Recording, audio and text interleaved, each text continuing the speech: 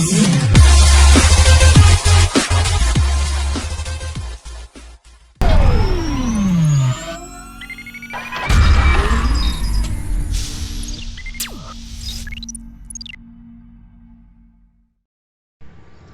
friends, so இன்னைக்கு நம்ம இந்த வீடியோல என்ன பார்க்க போறோம் அப்படினு பாத்தீங்க அப்படினா சோ ஒரு மொபைல் ஃபோன்ல IMEI நம்பர் வந்து எரேஸ் ஆயிருச்சு அப்படினா அது எப்படி வந்து கொண்டு வரது அப்படின்றத நம்ம பார்க்க போறோம். சோ இப்போ என் கையில இருக்குது பாத்தீங்க அப்படினா சோ மைக்ரோமேக்ஸ் அப்படினு சொல்லக்கூடிய ஒரு பிராண்ட் தான் சரிங்களா. சோ மைக்ரோமேக்ஸ் Q440 அப்படின்னு சொல்லக்கூடிய ஒரு மாடல். ஸோ இந்த மொபைலில் இருக்கக்கூடிய IMEI நம்ம வந்து இப்போ வந்து எரேஸ் ஆயிடுச்சு. ஸோ அதை எப்படி நம்ம வந்து திரும்ப வந்து கொண்டு வரது அப்படின்னு தான் பார்க்க போகிறோம். ஸோ இது எப்போ எரேஸ் ஆகும் அப்படின்னு பார்த்தீங்கன்னா சாஃப்ட்வேர் வந்து நீங்கள் இப்போ இந்த மொபைலில் வந்து ஃப்ளாஷ் பண்ணுறீங்க அப்படின்னா ஸோ அதில் வந்து ஒரு சில டைம் வந்து ஆட்டோமேட்டிக்காக வந்து IMEI நம்பர் வந்து எரேஸ் ஆயிடும் சரிங்களா. ஸோ அந்த மாதிரி டைம் இல்லை உங்களுக்கு சாஃப்ட்வேர் ரிலேட்டடாக வேறு ஏதோ ஒரு கம்ப்ளைண்ட் வருது அப்படின்னா நீங்கள் ஃபுல் ஃபார்மேட் அடிக்கிறீங்க அப்படின்னா ஸோ அப்போ உங்கள் IMEI நம்பர் வந்து எரேஸ் ஆயிடும். ஸோ அப்போ அந்த IMEI நம்பர் இருந்தால் தான் உங்களால் ஃபோன்ஸ் வந்து பேச முடியும். ஸோ அப்போ அந்த IMEI நம்பர் இல்லை அப்படின்னா அதை எப்படி நம்ம வந்து திரும்ப வந்து சாஃப்ட்வேர் பாக்ஸஸ் யூஸ் பண்ணி நம்ம வந்து கொண்டு வரது சரிங்களா. ஸோ அதுதான் வந்து இந்த வீடியோவில் பார்க்க போகிறோம். ஸோ இந்த மொபைலுக்கான IMEI நம்பர் வந்து ஒன்ஸ் எரேஸ் ஆயிடுச்சு அப்படின்னா இந்த மொபைலோடைய ஸ்டிக்கரில் இருக்கு இல்லையா. ஸோ இப்போ இந்த IMEI 1 IMEI 2 ஸோ இந்த IMEI நம்பர் தான் போடணும், வேறு IMEI நம்பர் போடக்கூடாது சரிங்களா. ஸோ அப்படி அந்த ஸ்டிக்கர் இல்லை சார் நான் என்ன சார் பண்ணுறது அப்படின்னா ஸோ அந்த மொபைலுக்கு IMEI நம்பர் வந்து வேறு வந்து மாற்ற முடியாது சரிங்களா. ஸோ அப்படி மாற்றினீங்க அப்படின்னா அது வந்து ஒரு இல்லீகல் அப்படின்னு சொல்லுவாங்க சரிங்களா. ஸோ அதனால் இந்த மொபைலில் இருக்க IMEI நம்பரை அந்த ஸ்டிக்கரில் பார்த்து நம்ம வந்து திரும்ப வந்து அதே IMEI நம்பரை நம்ம வந்து போடலாம் சரிங்களா. ஸோ அது இப்போ எப்படி பண்ணுறது அப்படின்னு பார்க்கலாம். ஸோ இப்போ ஃபஸ்ட்டு வந்து உங்கள் மொபைலில் வந்து பேட்டரி எல்லாமே மாட்டிட்டு சரிங்களா. ஸோ இதுக்கு நீங்கள் சார்ஜ் எல்லாமே வந்து போட்டு வச்சுருங்க ஓகேவா.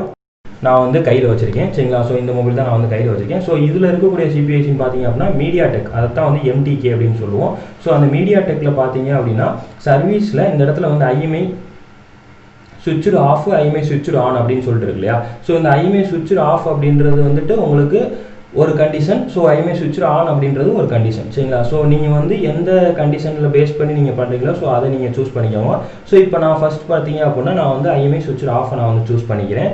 ஸோ இப்போ நான் வந்து IMEI சுவிட்ச் ஆஃப் சூஸ் பண்ணேன். இங்கே பார்த்தீங்க அப்படின்னா அவங்க வந்து ஒரு ரெட் கலரில் இன்டிமேஷன் கொடுக்குறாங்க. ஸோ IMEI நீங்கள் சேஞ்ச் பண்ணீங்க அப்படின்னா அது வந்து ஒரு இல்லீகல். ஸோ அப்படி நீங்கள் அதை மீறி பண்ணுறீங்க அப்படின்னா ஸோ இந்த மிராக்கிள் பாக்ஸ் அப்படின்னு சொல்லக்கூடியவங்க வந்து எந்த ஒரு அத்தாரிட்டியும் வந்து எடுத்துக்க மாட்டாங்க அப்படின்னு சொல்கிறாங்க.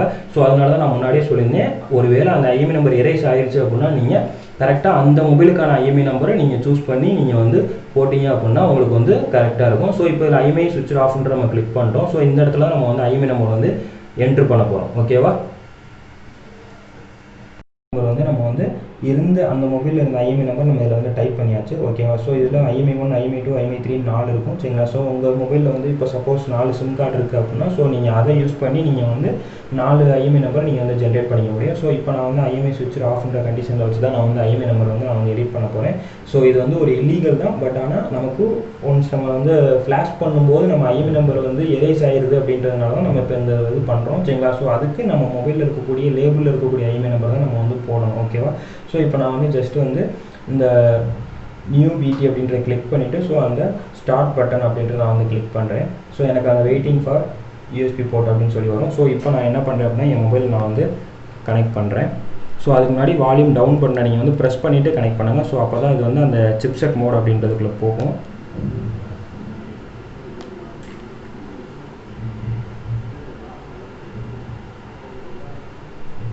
ஸோ இப்போ நமக்கு சிப்செட் மோட் வந்து டைரெக்ட் ஆகிடுச்சு இல்லையா.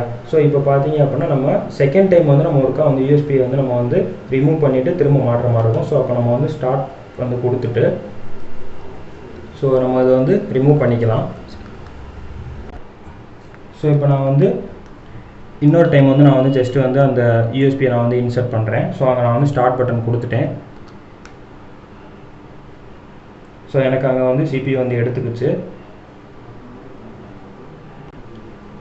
ஸோ இப்போ பார்த்தீங்க அப்படின்னா எனக்கு அங்கே IMEI நம்பர் வந்து ஓகே அப்படின்னு சொல்லி வந்திருக்கு. ஸோ இதில் பார்த்தீங்க அப்படின்னா என்னோட மைக்ரோமேக்ஸ் Q440 அப்படின்ற மாடல் தான் நான் வந்து இதில் வந்து கனெக்ட் பண்ணிக்கேன். ஸோ அதுதான் வந்து எனக்கு இங்கே காட்டுது ஓகேவா.